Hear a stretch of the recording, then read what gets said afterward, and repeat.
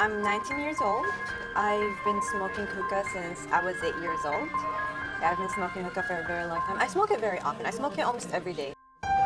I smoke hookah every day, and it'll be one head. Sometimes it could be 8 heads. It just depends on what I'm doing that day and who I'm with. And Usually, I will smoke hookah 3 to 4 times a week. Sometimes to do homework.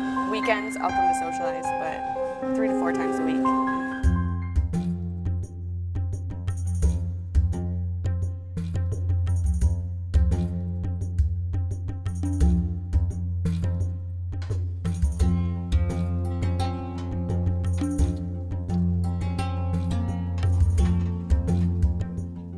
The origins of hookah come back in the day, especially in northern India, where people used hookah for smoking hashish, which is a drug like weed. But then it migrated to Persia, and then from Persia to Turkey about 500 years ago. And then made its way to Turkey, from Turkey to the rest of the Middle East. It became popular mostly in Egypt. And it wasn't as you know it now. It had just tobacco, they wet it in water and put the coals on top of it. No flavors, it was harsh. Our customers' age range is from 18 until like maybe 40, 50s. But we do see more of the college students and a little bit more of the working people. You gotta be 18 to smoke. We don't have a lot of 18s, mostly college kids. And sometimes during weekdays we have my age, but mostly 20 to 30 years old.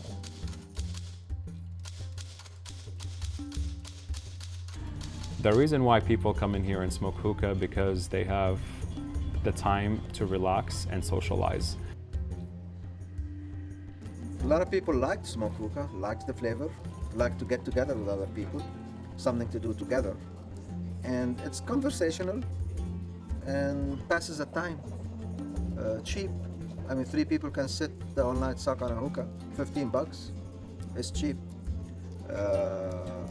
Great entertainment, I think. That's the reason. When I smoke hookah, it's usually for a social activity, or I like to come here and study for school. I'm a student, and it helps to just relax my nerves and to help me focus. And other than that, any social activity with friends, all of my friends like to smoke hookah, so we'll come here and relax and eat and have a good time. It's a social phenomenon. Hopefully, as a lung doctor who deals with the consequences of tobacco, I hope it's a passing fad. But it's a social phenomenon. Because they believe it makes them look cool, or they fit in socially with their friends, and it's the popular in thing to do, and unfortunately they can become addicted to their fad at that point. Some people think that tobacco is relaxing. They find that, you know, if they've had a stressful day, that to go home and smoke is relaxing. There's not really any psychological basis of that I know of. There's no chemical in smoke that actually produces relaxation. Any more than going home and exercising could relax you, or going home and reading a book could relax you. If you develop a habit that relaxes you, then the habit will relax you. But it's not actually the smoke or the hookah that's the relaxing aspect. It's the psychological training that you've produced for yourself for this habit to be my come down from my busy day, my relaxation from my busy day. And I think some people smoke because of that as well. Hookah versus cigarette. I used to smoke cigarettes, so I know what that's like as well. I smoked cigarettes for 9 years, and hookah, I feel, is healthier in a certain aspect. My clothes don't smell afterwards. I don't feel pain in my chest. I don't feel as unhealthy as I did when I smoked cigarettes. And cigarettes were more for nerves, or I was angry, or it was just a reaction to my emotions. Hookah is more of a social, fun activity with friends. When people smoke hookah, it really depends on, one, what's going into it.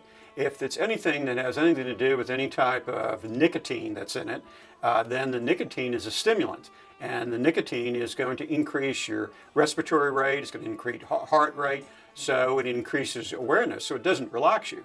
But what a hookah really does then is that the way people are taking it in. So what happens is that they're going to sit down, they're going to take a big breath Okay, and when they do take the big breath, what that does is automatically induce what's called as the sympathetic part, the parasympathetic part of the nervous system. And the parasympathetic is what calms you down.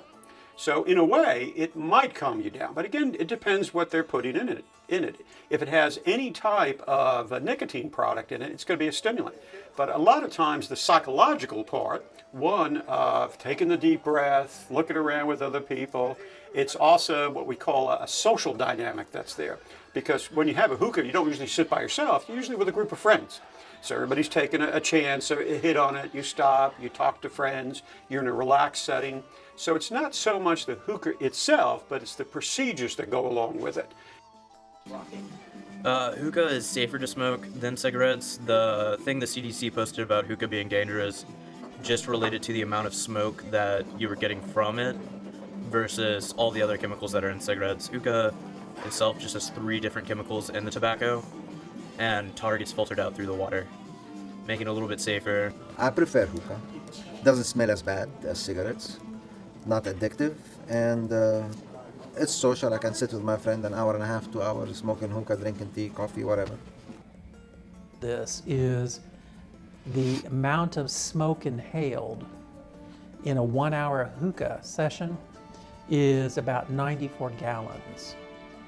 The amount of smoke inhaled smoking 1 cigarette is about a quart. So when you consider being with your friends and smoking hookah, if you spend more than an hour, you have smoked, at least mathematically, about 4 packs of cigarettes. And the consequences of that are significant. Water filters the smoke, and even we have now like mouthpiece has filter. You could choose it. You could put a filter on it. It already has a filter. The water is filtering the smoke, and sometimes we even like customer chooses grapefruit head, fresh head, apple head, pineapple, watermelon base. We could, instead of the glass base we have, you could put watermelon base. And we have different hoses. Some hoses comes with the ice hose. Some of the hookahs comes ice in the base, ice in the top right here. So it makes the smoke more refreshing and cold and flavorable. No, the water does not filter the smoke. That's a myth.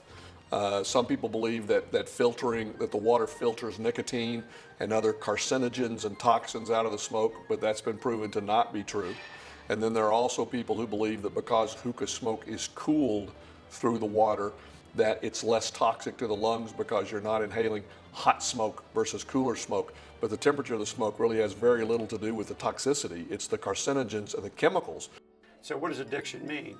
It means that the body's going to begin to crave it. So let's just take nicotine. When people start taking in nicotine, what happens is their body gets used to it.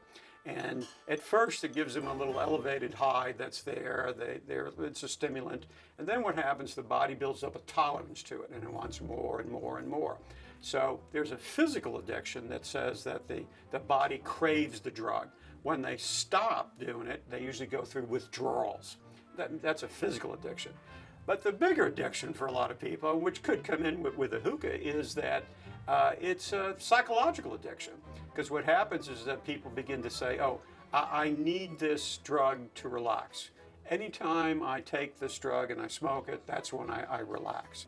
And with the smoking of the hookahs, what happens to a lot of people, they're going with friends, they're sitting down, they're getting it in their heads that, oh, this is a time to relax and be calm. So they can get addicted to it. Now, it would be a psychological addiction. Don't start.